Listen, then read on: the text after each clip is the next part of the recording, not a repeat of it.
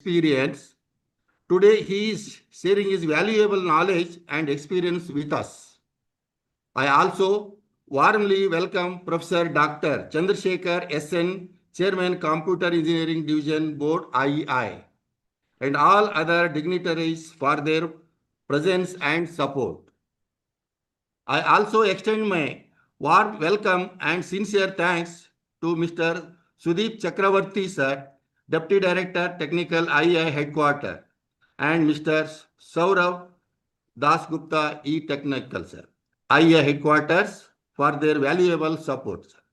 We are equally proud that this session is being moderated by our own IEI committee member, Dr. Vishal Dutt V. Koir, Professor, Department of Mechanical Engineering, Kaje Bandai Nawaz University, Kalburgi. Kalburgi is an important education center in the Kalyana, Karnataka region. Our city has 4 universities and 6 engineering colleges.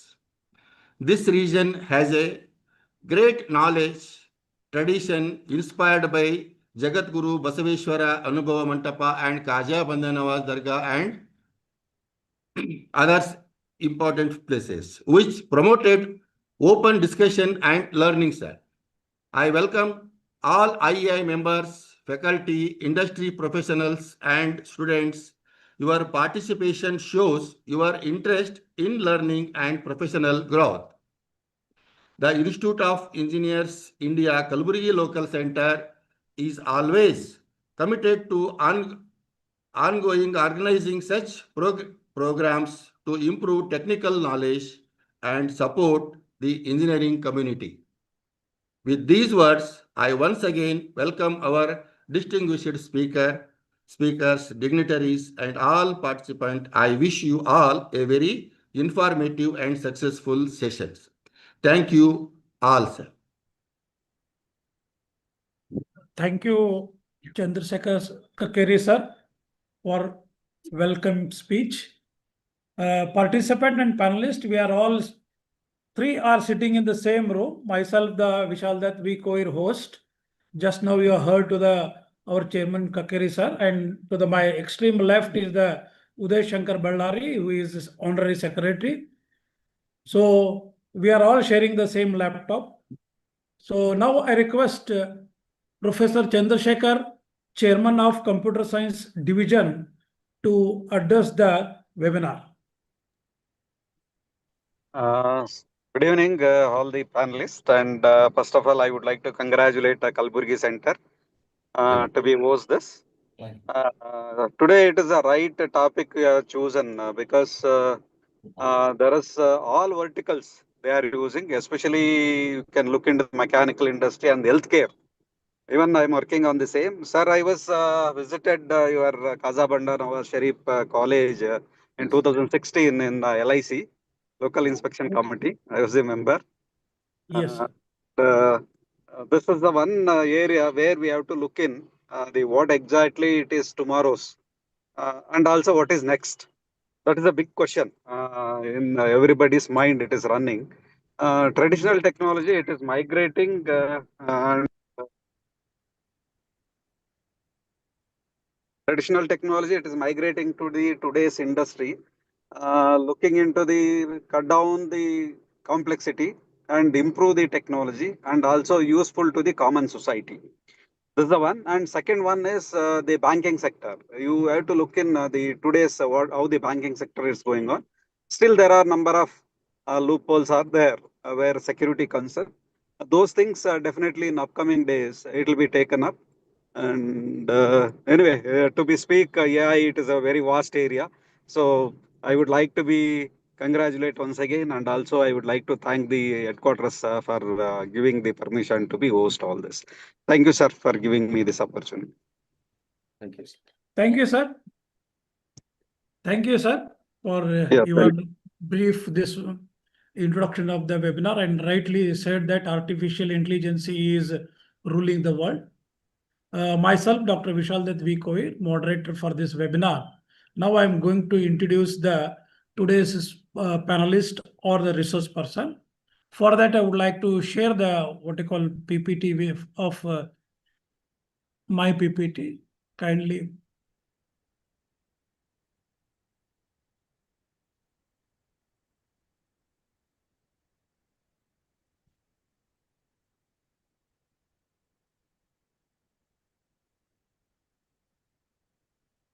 I hope that one, my PPT is visible. Any participant can give me the feedback. My screen Yes, is shared with the participants. Yeah, it is shared. it is. Yes. Yeah. Ishwar, my screen is shared. Yep. Yes, thank you. Yes, sir.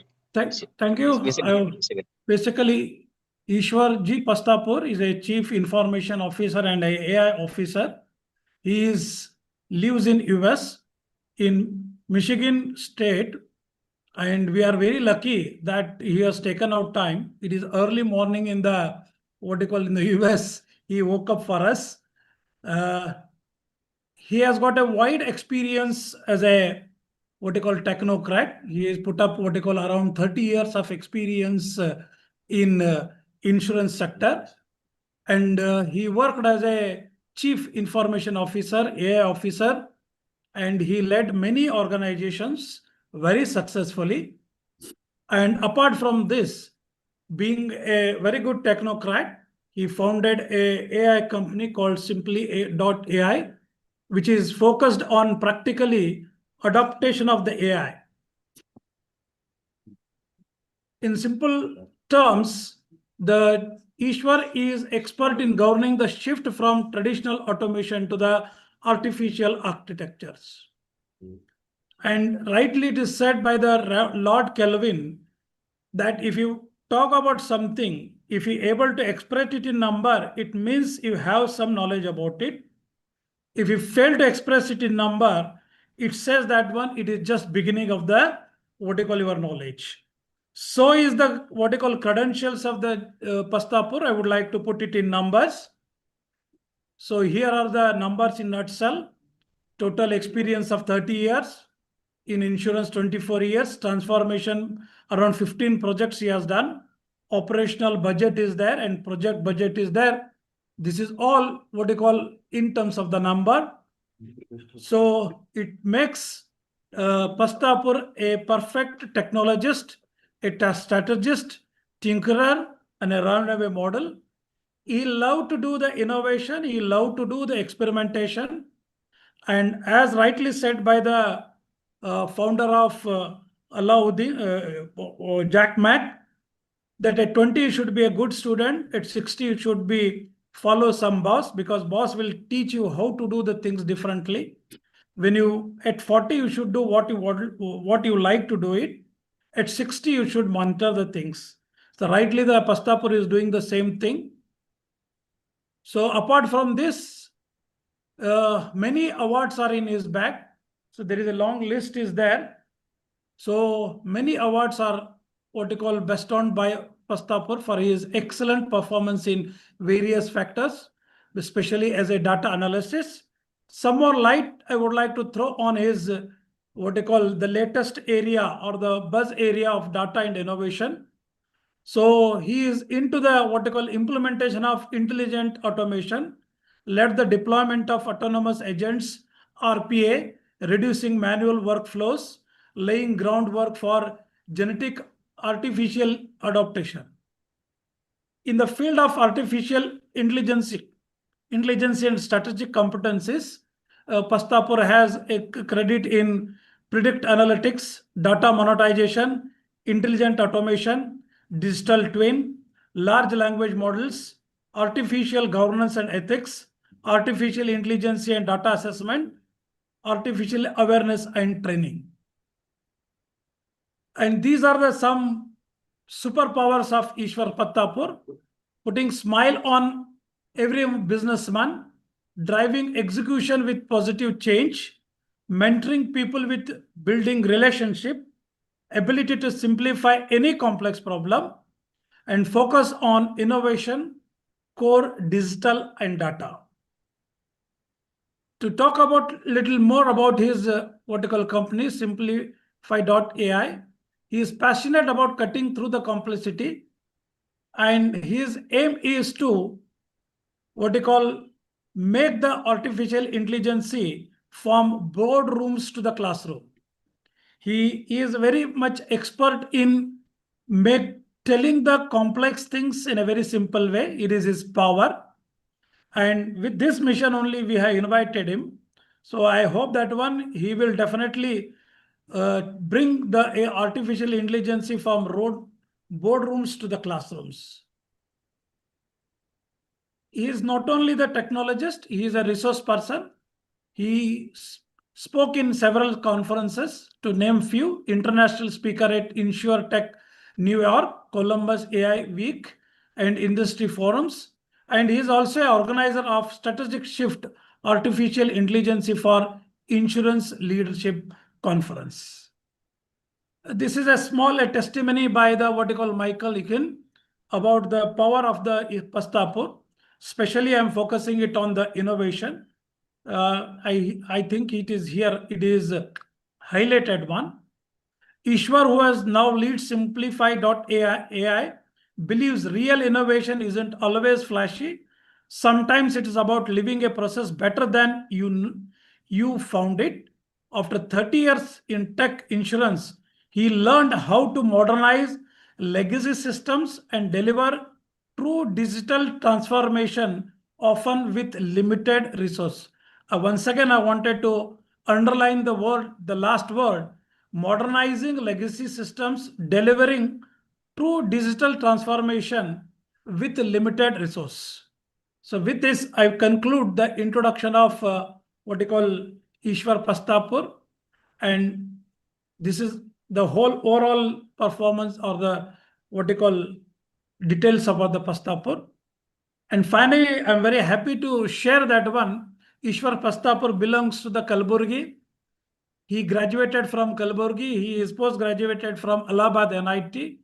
His parents live in Kalburgi, and his father is a chief engineer of electricity board of Karnataka, and his mother is a very reputed what they call Karnataka writer. So with this, I conclude with the introduction of the Ishwar Ji Pastapur. Now I hand over this session to the Pastapur. Over to the Pastapur. Thank you, Vishal. Give me 1 second.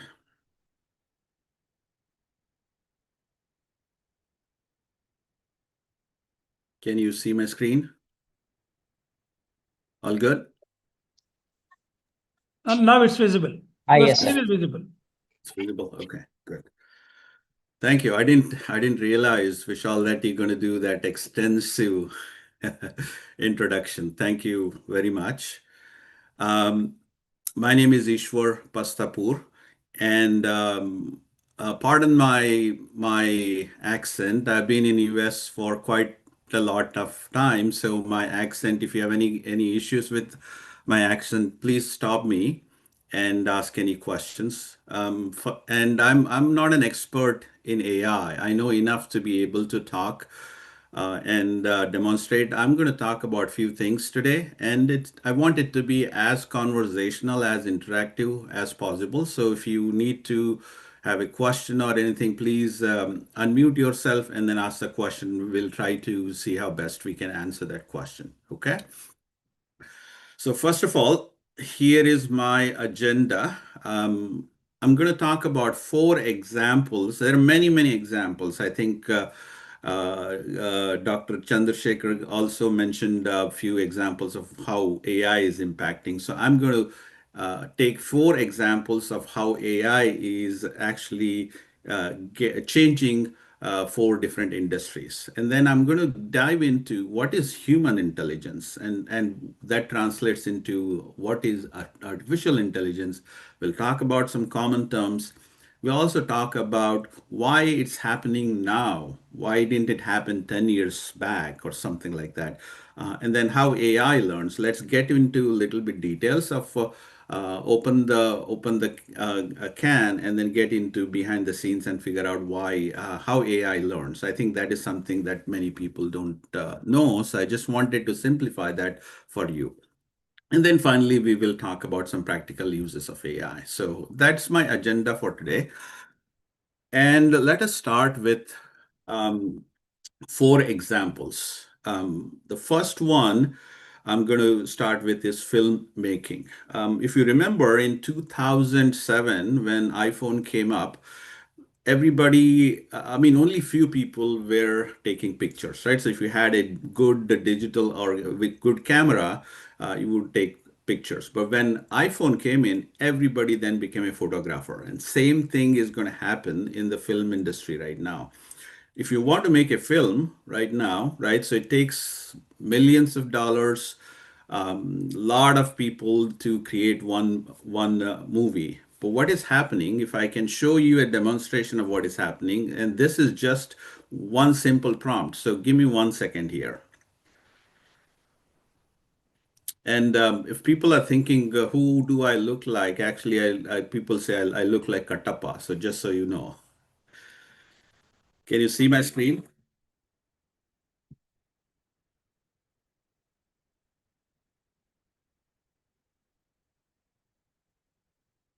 Were you able to see the movie? Yes. Okay, good. I saw some thumbs up, right? So basically what I wanted to demonstrate is if you look at this is one just prompt that I was able to create this 8-second movie. And as you can see how detailed it is, I just uploaded my photograph there and then gave a prompt and I said, make me something like a Bahubali kind of a scene or something like that. And that's what you get. I mean, you can see the details within that and how powerful this is and how it's going to change the film industry, right? So anybody who has this really good script can create a film of their own without much investment, right? So that's a big deal. And it's similar to what I was saying, photographs, everybody can take photographs, really good photographs, and same thing is going to happen in the film industry as well. So that's one example. Now, the second one is related to many of you are professors and lecturers and lead many institutions. There are three, in my mind at least, there are many more pillars of educational institutes. There are three main ones, right? So one is access to material, right? So is it books, library, research material, anything that you can think of that will help you enhance your education. That's basically what you get when you get into an university or a college. Also, you get access to experts, right? So the professors, mentors, people who can help you and guide you in the right directions. That is another pillar that you get through educational institutions. And finally, social interaction. And so that is why, especially here in US, people spend millions, hundreds of thousands of dollars to basically get into a good college, right? So, but what AI is doing right now is the first two pillars I'm talking about: access to material. In fact, it's at your fingertips, right? So you can, in fact, access any kind of information using any of these chat GPT or any of the LLMs that are there, large language models that are there, and learn. I mean, you don't have to kind of sit in a classroom and do it. You can do it at your own pace, and basically learn anything that is out there in the world. And then access to experts, you can get access to any information at the PhD level.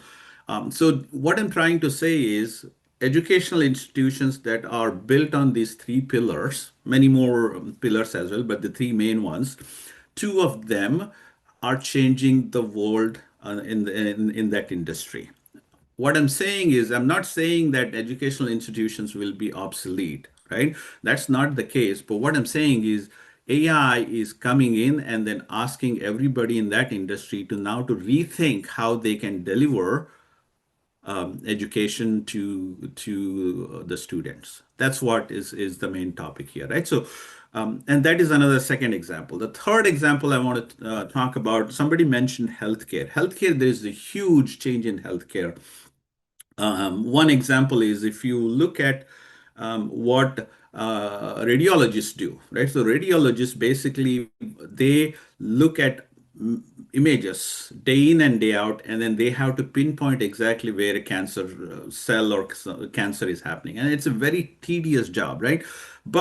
And then it takes long time for some human to look at it and then figure out and do all that stuff. And with the influx of many patients MRIs coming in, it's delaying the whole conversation. So what AI can do is, with its computer vision technology, it can immediately look at an image and kind of pinpoint where exactly the problem is.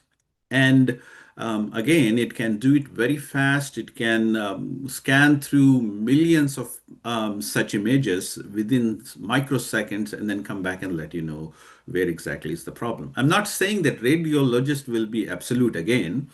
What I'm saying is basically that you will have to rethink how radiologists work with this and finally make a final assessment of, okay, yeah, this makes sense, and teach AI to be more precise again. So that is kind of what another good example of where the whole industry needs to think through. This is just one example in the healthcare industry. There are many, many more where you can think of the whole industry is being challenged. The whole process of whatever they're doing is being challenged by AI. Okay.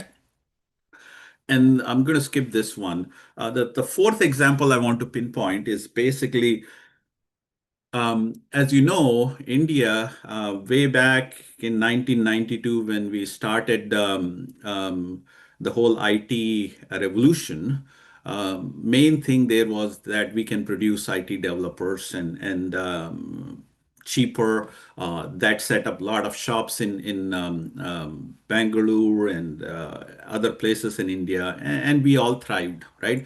So that whole concept about having hundred thousands of developers in India supporting people all over the world, right? That is being challenged right now. There are models that basically can write code for you. I mean, I'm sure you've seen them. Claude is one of them, one of the more popular one from the developer's perspective, right? So what they can do is, instead of thousands of developers, you can have maybe 10 really good architects, I would say, code architects, who can then manage 100 each of these AI agents, which can code for them. And why do you need, and they can code 24/7, right? So they don't take any break, right? So this whole concept about um, having an IT shop in India and all that is actively being challenged right now. I can tell you, I have many friends in Amazon, Meta, and all these tech companies, and basically they are their developers no longer actually code anymore. They work through what is called as AI assisted coding.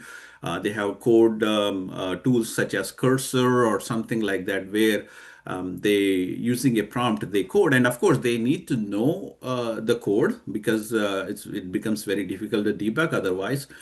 But they don't have to code necessarily. And so that change is already happening within the tech industry. And I'm pretty sure that whole concept is going to be spreading across all industries pretty soon. So I wanted to highlight four key things, right? So if I can go back a little bit. Educational institutes, right? So healthcare, IT developers, AI-assisted development, filmmaking, really good examples.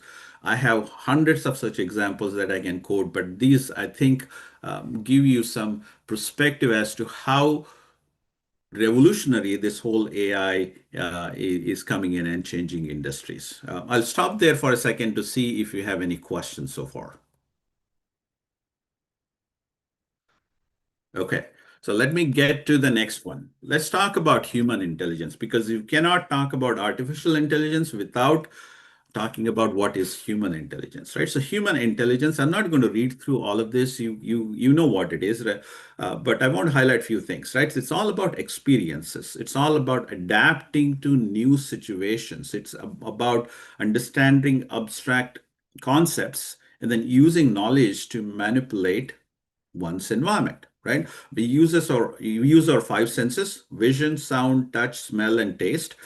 And then that leads to our experience, memory, and then finally perception, reasoning, and creativity. If you look at high level, right, again, looking at how human intelligence works, there are two aspects to it. One is experience and memory. So that is your, in a way, database, right? So you experience something you don't want to touch. When you are really, really young, you figure out that if you touch fire, it will burn you, right? So that is ingrained in your memory. That experience is ingrained in your memory. And then over a course of whatever years, you have gained such memories that will help you as your database. And then using that database and then experience, then you look at anything that is out there in front of you, pursue things, reason, and then come back with an action, right? So that action could be whatever you're doing next. So that is kind of what human intelligence is, right? So now let's talk about what AI really is. I can tell you right now, AI is still a software, right? It is still it's sitting on somebody's computer and basically running whatever they are trying to run. It's not code anymore. That is the difference, right? So before it was code, meaning it was if then else statement. AI has now transformed from if then else statement to a more probabilistic statistical model. So that is the key difference between what was there before and what is there now, right? So some reality check though. I mean, AI is not truly intelligent yet. I have a slide coming up. We'll talk about that in a minute. It is a very sophisticated pattern matching system. Again, this is some of it is my take on it. You might argue otherwise as well. AI still needs to be trained, and the training is very, very costly. So when you look at all these models coming up with a newer version, what they're trying to do as we speak right now is they're training the models, and then how they train and all. Give me another few minutes and then I'll get into that. And so again, it augments human capability, right? So right now, it is still a software and you still have to train it. Another aspect of what is intelligence is interactive learning, right? So when humans, like when you are a baby, you start interacting with your environment. That's how you learn. And so I have a question, if I may, right? So I don't know how many of you can unmute. Oops, unmute and then let me know. How many you think there was a study conducted? Let me give you some background, right? So there was a study there is a company that basically looks at artificial intelligence models and then compare it against human models, humans, right? So they did a study where they came up with multiple games. They didn't give any instructions basically to either humans or these large language models, and then said, okay, go figure it out, right? That's how humans learn, right? So that's where the human intelligence comes into play, right? So if you give them something, they will try to experiment with it and finally say, oh, this is how, and that they figure it out. That is what human intelligence is. And we wanted to see how good these really good large language models are, how close they are to this human intelligence. So that study, they do that every single, I mean, they continuously are working on it as we speak. So any new model comes in, there's a company called ArcPrice, which basically tries to compare it against human intelligence and then figure out how close they are to the human intelligence. So let me ask you this question before I bring in my next slide. How do you think, how close do you guys think artificial intelligence is to human intelligence? If they're given both the same set of parameters or a tool to learn, how fast do you think humans can learn versus the AI can learn? Just if you can unmute, and then if you have any comments, thoughts, let me know. I'll stop for a couple of seconds. Any takers? Okay.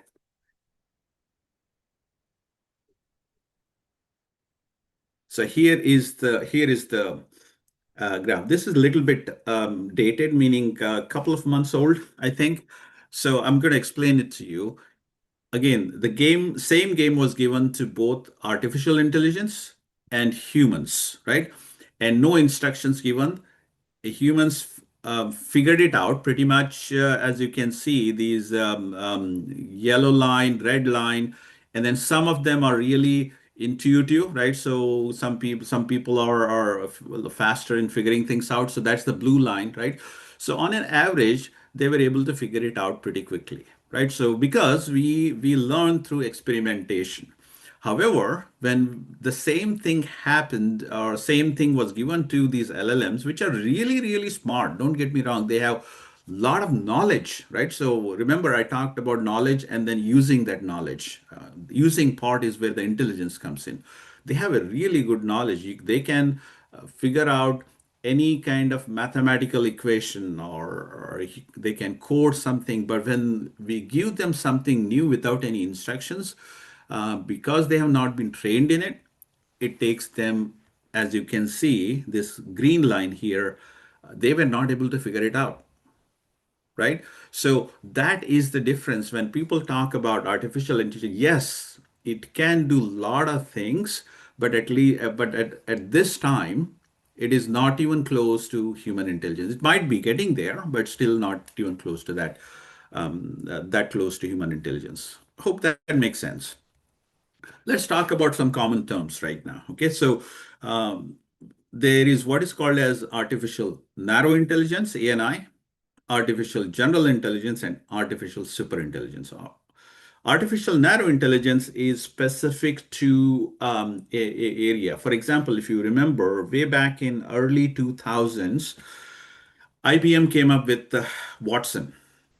Watson at that time, if I remember correctly, they had a chess match with the then chess champion, the world champion Gary Kasparov, and actually Watson beat Gary Kasparov, and that's kind of what I'm talking about, narrow intelligence, right? So it is specific to that particular field, and it's trained to do that particular skill set. Artificial general intelligence is what many of these AI models are trying to achieve right now. That is basically what human intelligence is. If they get to a model get to an artificial general intelligence level, then you are at a human intelligence level. So that's what many of these large language models are trying to get to.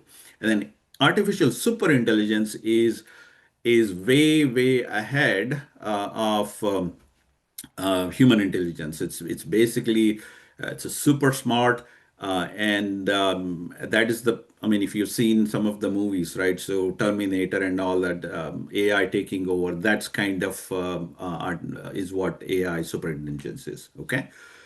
And then here, I'm sure some of you already have some common knowledge about it. I might be preaching what you already know. Artificial intelligence is a wide kind of a terminology, right? So it's techniques to mimic human behavior, but internally it has to rely on machine learning, a capability that can learn without programming, right? So again, like I want to point out, programming is the specific set of instructions, if then else statements and all that good stuff.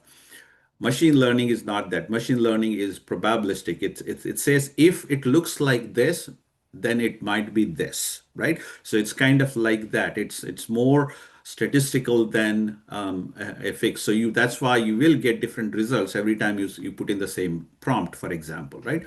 And then in turn, machine learning relies on deep learning, and deep learning in turn relies on neural networks, right? So we'll touch base on what those are in a minute, but hopefully that gives you some flow of what it is all about. Okay. And you can stop me anytime if you have any questions.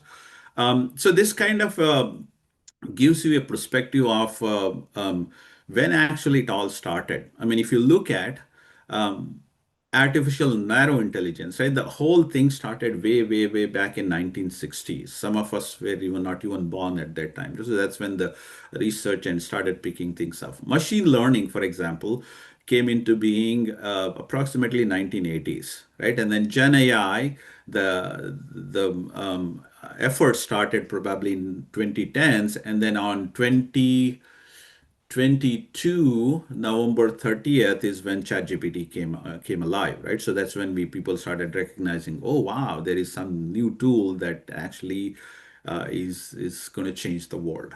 And then finally, now we are looking at AGI, meaning artificial intelligence at the human level, right? Human intelligence level. That is still being worked on. And it might take some time. Again, I don't know how long it's going to take.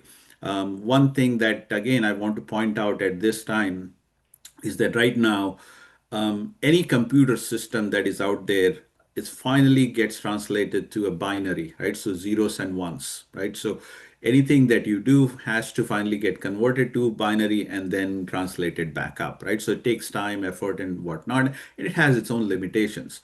When quantum computing comes into play, which changes the whole bunch of stuff. So instead of just zeros and ones, now it is anything between 0 and 1, which is an infinite kind of options there. And that's where the qubit, if you've heard byte versus qubit, bit versus qubit, that is what is going to happen. So that is going to change the whole industry again, but I don't know when that's going to be commercially available, right? So, and AGI, artificial general intelligence, might heavily rely on that. So hopefully this gives you enough perspective on when actually the work started and what is happening right now. So why now, right? So let's talk about that for a minute. Why this whole AI revolution is happening now, right? There are four different aspects we need to look at. The first one being data revolution. There is huge amount of data sets that is being generated as we speak. In the last 2 years, the amount of data that is generated is equivalent or more than the data that was generated millions of years before that, right? So we are generating huge amount of data, number one. The second is the hardware breakthrough, right? So the couple of things I want you to note. First of all, the data generated, if you cannot access it on a timely basis, it doesn't matter. So that's where the hardware comes in, right? So if you remember, in 2010-ish, NVIDIA started making these chips, and specifically catered towards gamers. Gamers who play computer games, they needed a way to refresh the screens faster so that they can make it feel like they are playing the game in a live mode, right?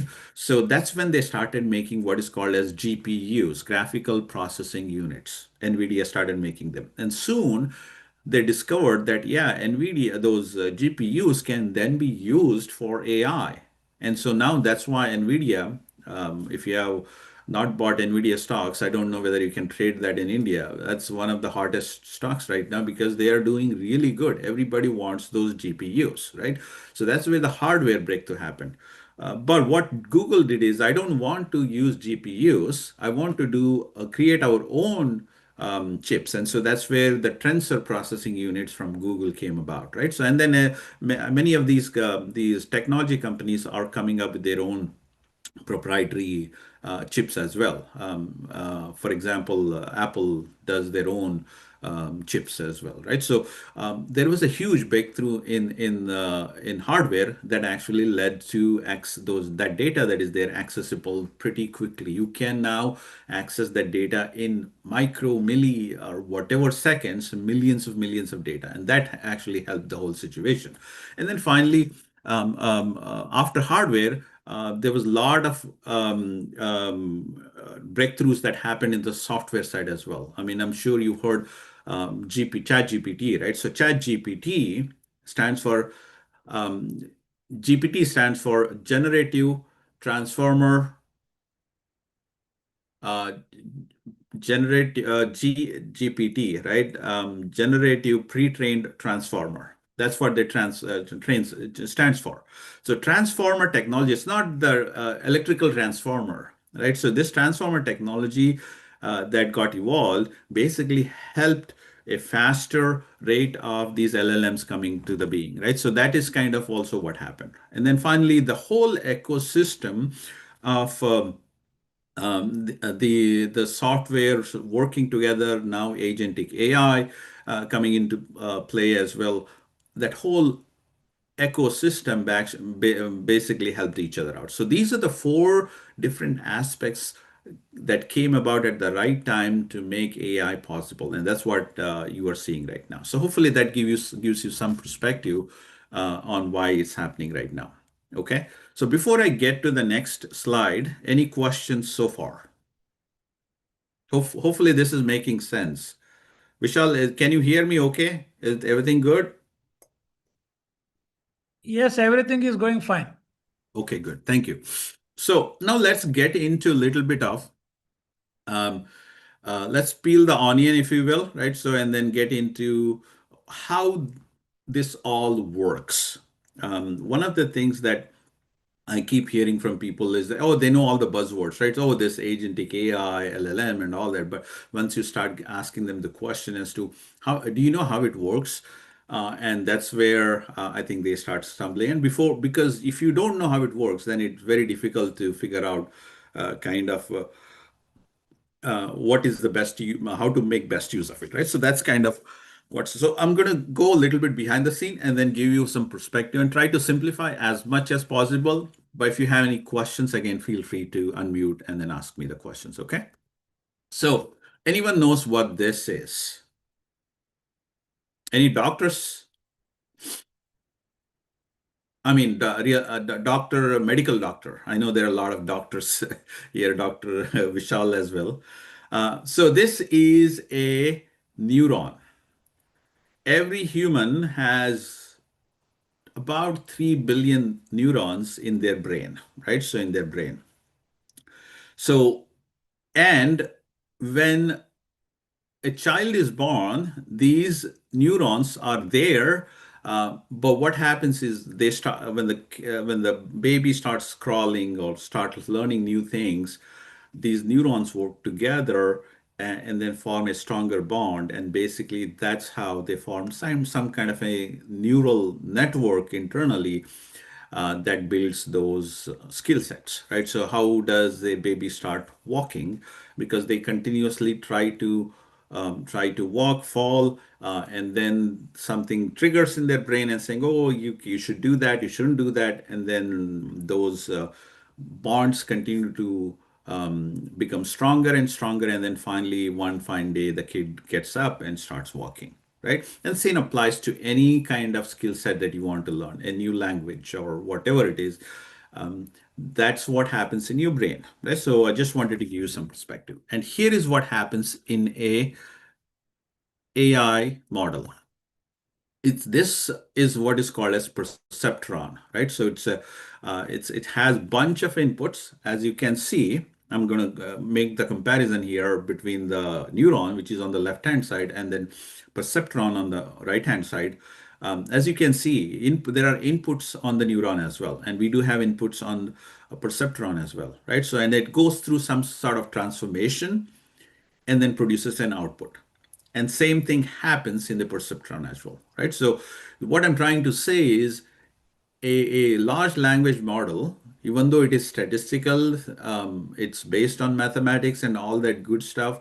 Finally, it is kind of in a way mimicking a human brain, right? So that's what it is all about. So let's take, I don't want to get into some of these common terms. If you have any questions, I'd be happy to, but it might be too much detail right now. But I want to demonstrate how actually these AI models learn. So let's take a simple example, right? So let's say that a AI large language model has to learn how to encode a handwritten, basically numbers.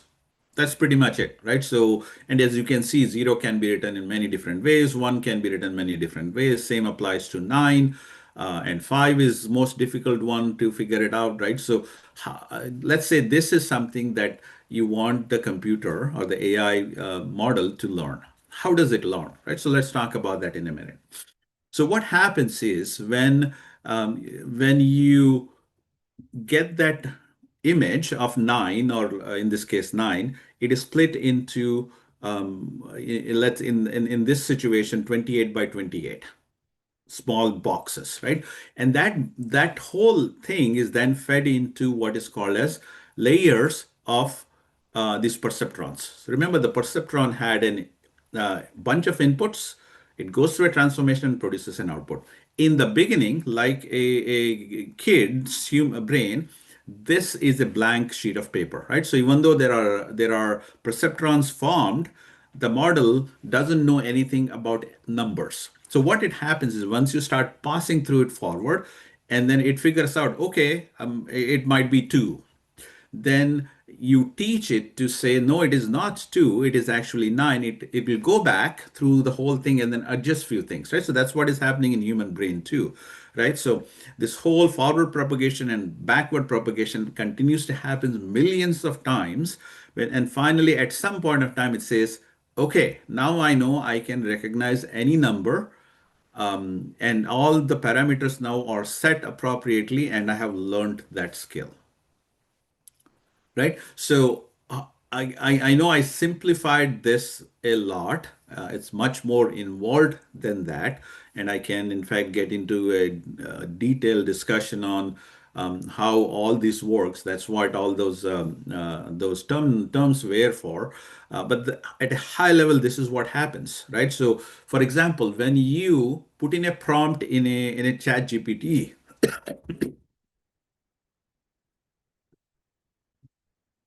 so when you put in a prompt, the chat GPT or any tool like that basically have been trained pretty much everything that is out there in the world, right? So anything that's on the web, any kind of material, research material, everything that is there, they have been trained, meaning the whole process of going back and forth has happened many times, and it can access that information as quickly as possible, right? So that has already been trained. So when you put a prompt in, the goal of ChatGPT is to go through all that exercise and finally give you what is the next word that has to come in, right? So if you observed, when you put in a prompt, it doesn't come in all at once, boom, like that. It will take word by word, and that's what it is trying to determine. So what is happening in that situation is a prompt goes in, it goes through all this whatever, and then says what should be my next word, and then it comes back and then it puts that word.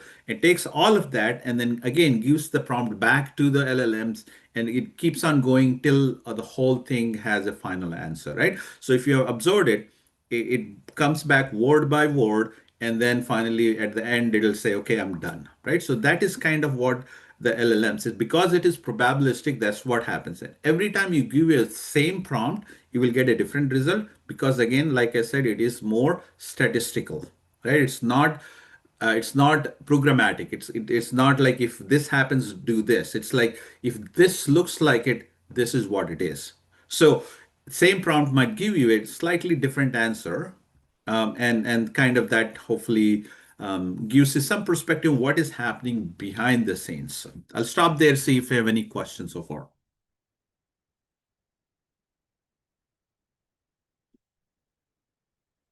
Okay, I'll continue then. So there are many different aspects. So initially, when in November 2022, when ChatGPT came in, that was the generative AI part, right? So generative AI, meaning it's generating something, right? So if you ask it to do something, it generates it. And then AI agents, slightly different than generating AI agents, do specific task. So they are role based. And then agentic AI is basically group of agents, AI agents working together to do a task, right? So that's kind of hopefully right now that's where we are. And then you will hear many different terminologies on agentic AI. There is MCP, model context protocol from Google. There is agentic AI. There are other things that have come into play. So just hopefully that gives you enough perspective as to what is happening at this time.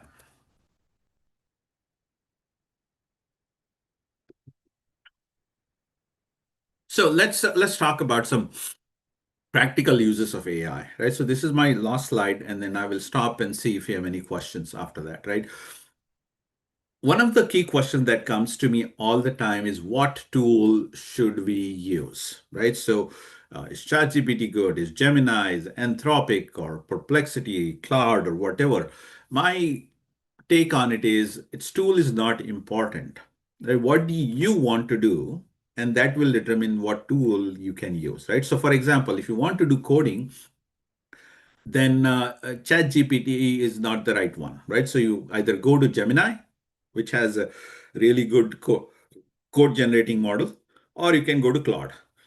But if you want to have a general interaction, ChatGPT might be a good tool. So it's basically what are your key requirements and how do you want to interact that determines that. And there are many tools, like people talk about multimodal right now, right? So initially when ChatGPT came in, it was mostly about text interaction. So you put in that prompt, it gives you some output, generates some output. Right now, you can do video, you can do audio, you can do um, mix all of them and create something totally new, right?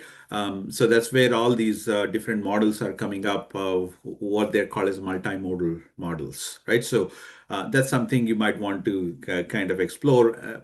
What exactly you want to do? You want to create a video? Then there are tools that make that easier for you, right? So Gemini, for example, has VO. If you want to create an image, then Gemini has Nano Banana, right? So do you want to do that, right? So there are specific tools to do specific tasks, but again, you will have to determine what exactly you want to do and then think about the tool. Versus people start saying, right, yeah, what tool is the best? And my answer is, it's not the tool. What are your requirements?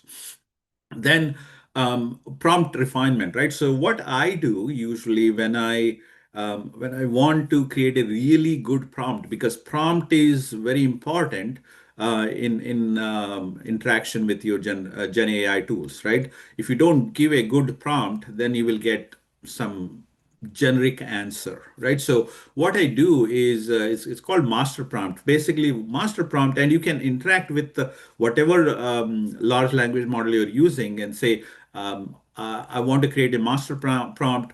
Ask me questions so that you can create a master prompt for me, right? So something like that. So what it will do is it will know you and your requirements and then appropriately help you create a good prompt that you can then use it either with the same LLM or something else, right? So that's kind of very, very important because people don't realize if your prompt is not good, then you will get junk there as well, right? You can in fact learn pretty much anything on any topic. For example, I'll give an example. I was able to learn this is um, Rubik's Cube, right? So my daughter challenged me, and I was able to learn this, and I can solve it in less than a minute right now. Primarily because like I use some of the tools that are available, and was able to teach me pretty quickly, right, how to do that. And so what I'm saying is anything that you want to learn right now, whether it is AI or you want to drive a car, you want to learn a new language, that pretty much you want to be fit, right? So it can create, you want to go do whatever, you can do that using these AI tools. And same applies to health and all that. In fact, if you're not using for work related, if you're not using any of these LLMs right now, I'd be surprised, right? So they are everywhere. I mean, if you want to craft an email that looks professional, you better use one of these tools, right? Same thing applies to Instagram and Facebook and things like that. I've seen people using these for parenting as well. I mean, how to do something related to kid, things like that. And then money trading. I mean, if you want to get some advice, again, you have to be very careful about it, though. I mean, this is not, and again, you are taking the risk, not the Chat GPT or something like that. But I do use it for trading. Sometimes I go in and say, well, okay, give me, here is the situation. What do you think I should do, right, for trading? Should I buy this or not, right? So there are people who are doing it, right? And then you can in fact create any kind of financial model using one of these tools. And then of course, many people are using it for creativity and apps and hobby and all that. I'll give you an example, right? So um, till very recently, if somebody had to build an app, you have to know coding. Not anymore. I mean, I'm sure you guys have heard about vibe coding. Now it is translated to AI assisted coding as well. With a prompt, and I've created it myself. I've created many games as well. If you're into Wordle or things like that, I can give you some links where you can, I mean, it comes up daily and you can enhance your vocabulary as well. So with a prompt, you can actually create a really good app, right? Whether it's a web app or a app on an app store, you can do pretty much whatever you want to. I'm not talking about creating a core system like SAP or something like that. I mean, which would take a lot of much more than that. But if you have a really good game, if you want to build a really nice website, which is e-commerce website, I mean, you can pretty much do that. You don't have to go to any developer at the time. With just few prompts, it can help you create one, deploy it, and then monitor the usage, right? So that is the power of what is happening with creativity or hobby or whatever you're talking about. So I just wanted to give you some practical uses for you. I'm sure you know, if not all of it, some of it. Hopefully, this session was as useful as your time was. And thank you. Any questions so far? I'll open this up for Q&A for a few more minutes.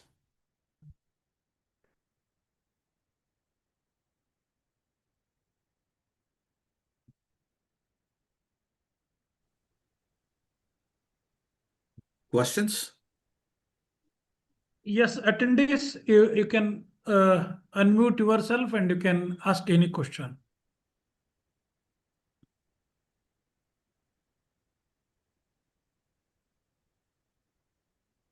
Even you can type the question, I can read out for the Astapa.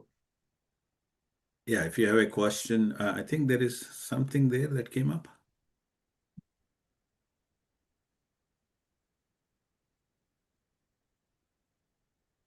Okay, there is Yeah, a question from Manoj Kumar.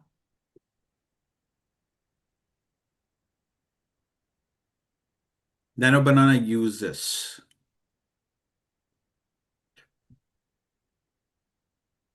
I mean, Nano Banana, I'm sure some of you might have already used it. I don't know why they came up with that name. There are some funny names like that, Nano Banana. And basically, it will help you create really amazing pictures. I mean, some of the pictures that you might see on ChatGPT, Instagram and all that, they come from Nano Banana. And there are many tools like that, right? So if you want to create a really good video, there is Veo. But again, all of these, you will have to pay a little bit of money. They're not free, right? So you will have to be careful. Otherwise, what happens is these numbers start adding up pretty quickly. So that's what Nano Banana is. I don't know why the name. Another question is there. Can you take up?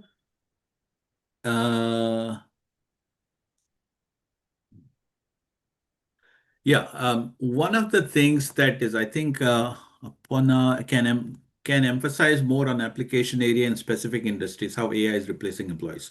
So there is so much happening right now. I can tell you, Amazon, for example, is letting many people go, primarily because, and that's what I was talking about when I said IT industry is going to go through a sea change pretty soon, if not already, because what they're trying to do is instead of hiring bunch of developers, they hire 10 really good architects, and then those architects then can manage 100 each of these coding agents, right? So, and then why do you need expert coding coders, developers anymore? So that is one area definitely, and that impacts pretty much every industry, right?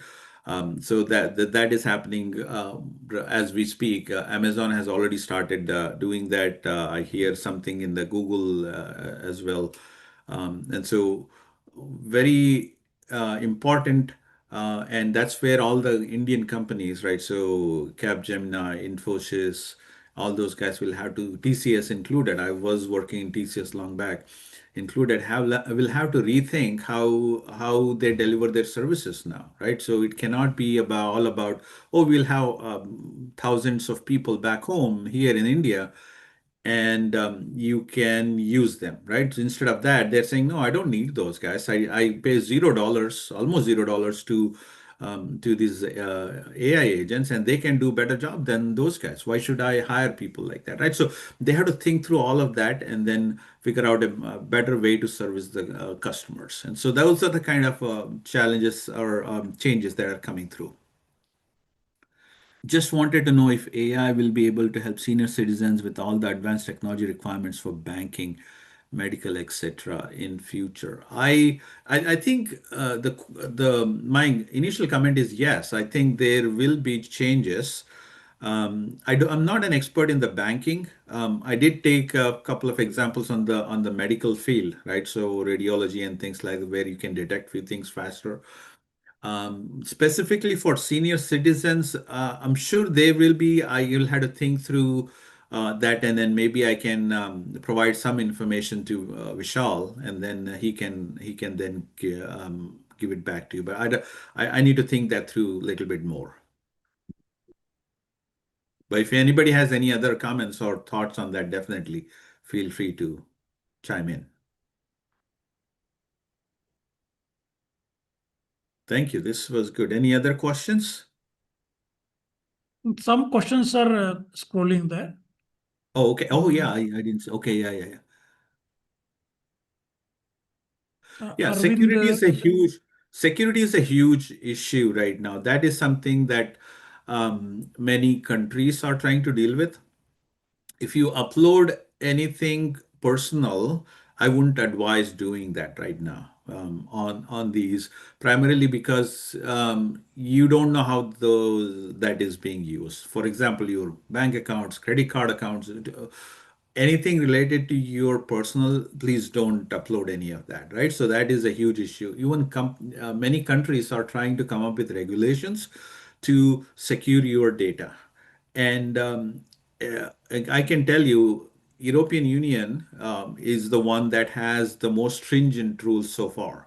US is still struggling. I'm not sure about India, what it's trying to do, but that's a huge concern because anything that you put out there, if it is not managed properly, then it might be public information. So be careful out there, and it might, again, that's more the whole governance and security. That is also an evolving field from AI perspective. If you remember when internet came about, right? So way back in 1992, when it started becoming more kind of prevalent, there was no thought about security at that time. So, and then people started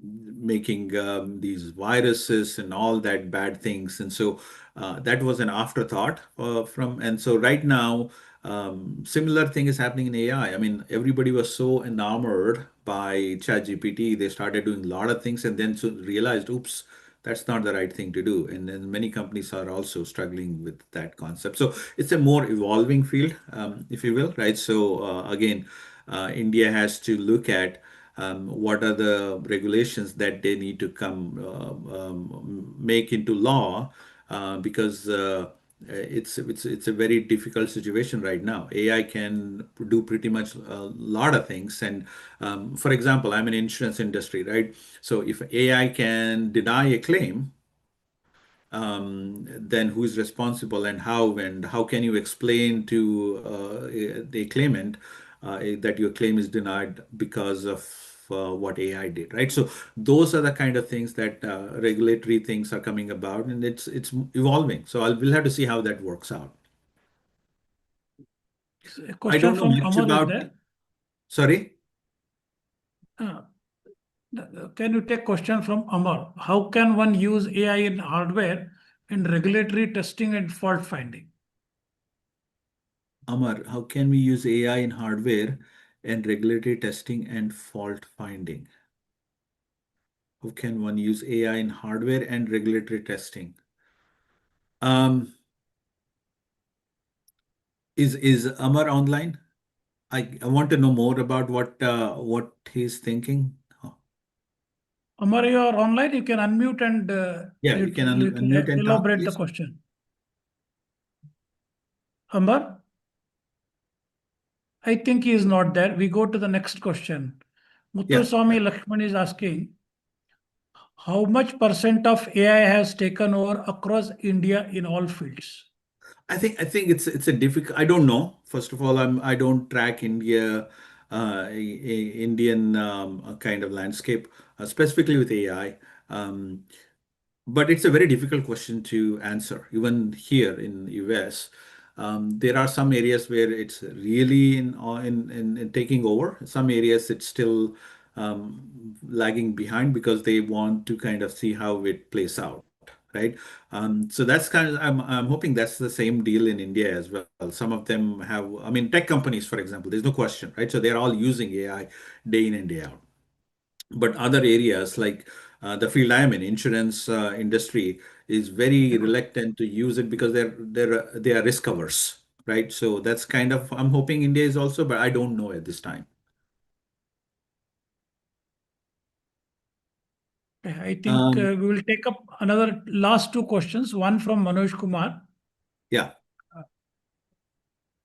See, again, how we use Perplexity also, I'm often confused here. So it depends on what you want to use these tools for, Manoj. Um, I've used pretty much, I use Gemini, I use ChatGPT, I use Claude all the time, right? And not so much Perplexity, but again, all these four big models, right? So Gemini, Anthropic Claude, Perplexity, and then there are some more, ChatGPT included, right? They can pretty much do all the basic things any other model can do, right? So if it is email, or if you're trying to research something, you are trying to write a report on something, all those things, all these four or five big LLMs can do. But if you want to do something specific, right? So if you want to write code, then I would suggest that then Gemini and Claude would be the right tools to use. I'm not that much aware about Perplexity. I mean, I know it can do a lot of things, but can it code as good as other things? I don't know yet. But that's what you'll have to determine what are your needs and then appropriately select the right tool. Okay, the last question we will take up, Ishwar. Yeah. Can you explain more on how AI model work internally?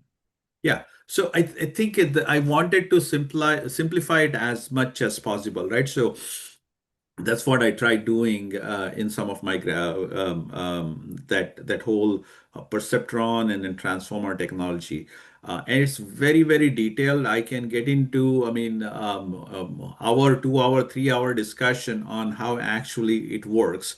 But I don't think we have enough time to talk about. I would be happy to get into any one of those details. So it's a high level. Here is what happens, right? So any model that is there has been trained. And the way it is being trained is basically there are multiple layers of these perceptrons that are laid on top of each other, and data is being sent from one side to the other side. And then it is being the whole thing is then being taught to say that, yeah, this is right decision or not, and that whole information is fed back through the whole process again. What happens is this whole learning happens millions of times and in a short span of time, and that's when finally the model then says, okay, I'm ready. I know what you're talking about and I'm ready. And that's when you can then, they will make it public so everybody can start using. That's a high level concept, right? And what is behind all of this?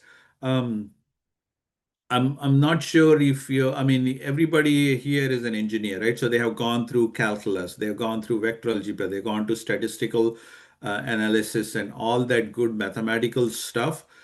That is what is happening behind the scene. It's vector algebra. It's calculus. It is statistics. It's all those things.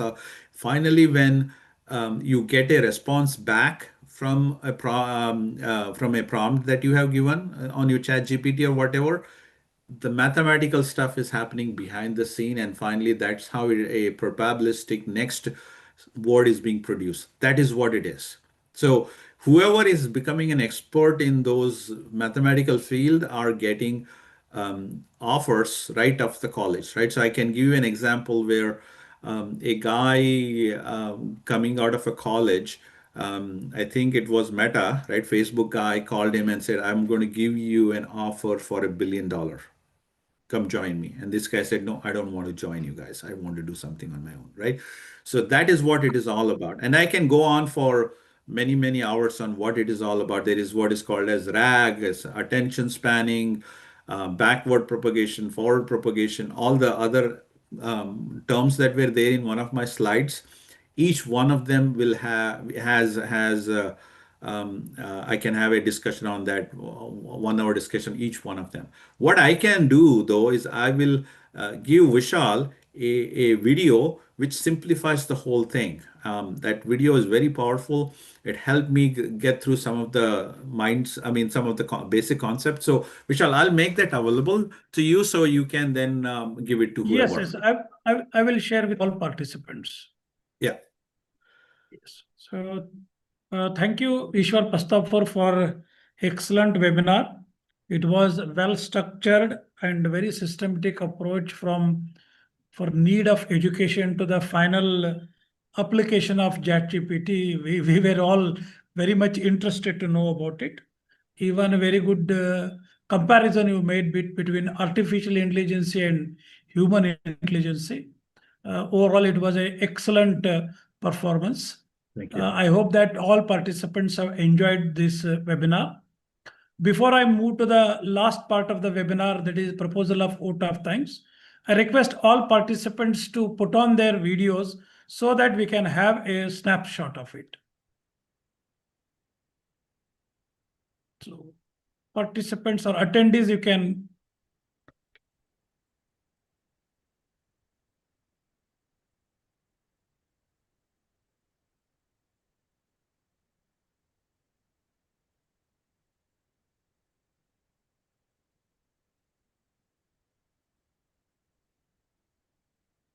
I think some technical issue is there.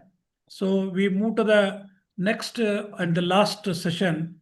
I request Uday Ballari, Honorable Secretary of Kalaburgi IAI Local Center, to propose vote of thanks. Over to Uday Ballari.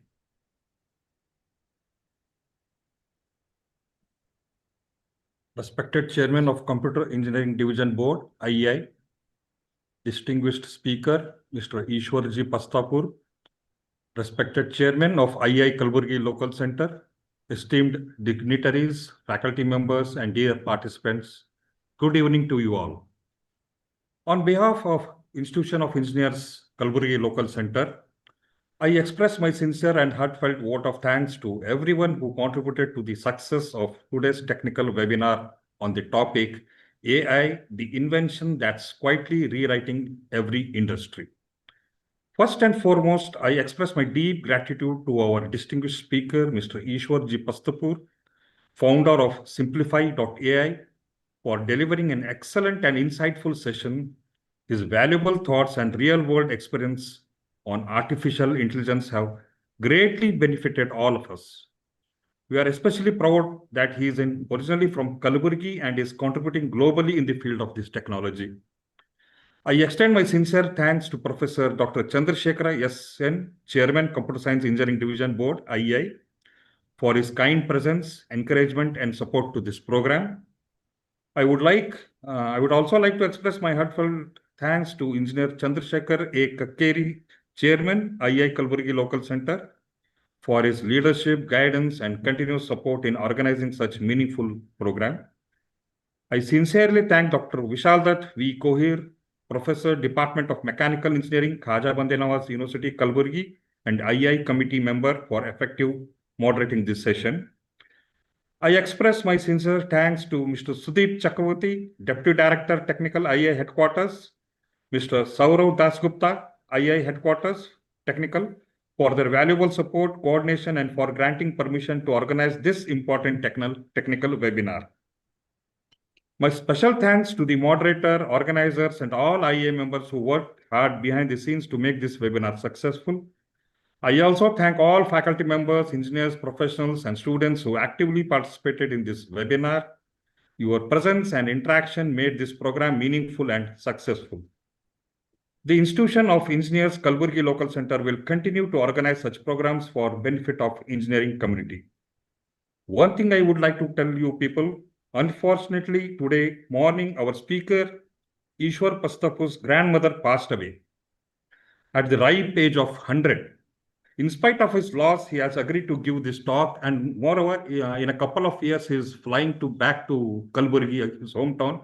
So, from our side, our heartfelt condolences, Ishwar sir. Once again, I thank everyone for their valuable time, support, and participation. Thank you all. Thank you. Thank you. I think with this, we conclude this technical webinar. Thank you. Thank you. Thank you. You can leave.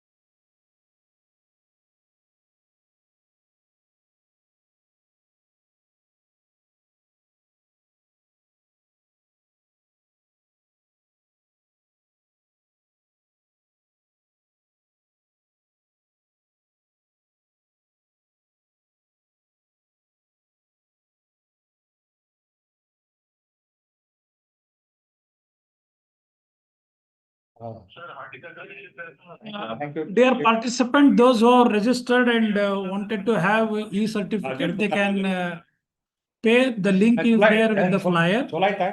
You can pay and get the certificates. Those who already paid, they will get the certificate in a day or two.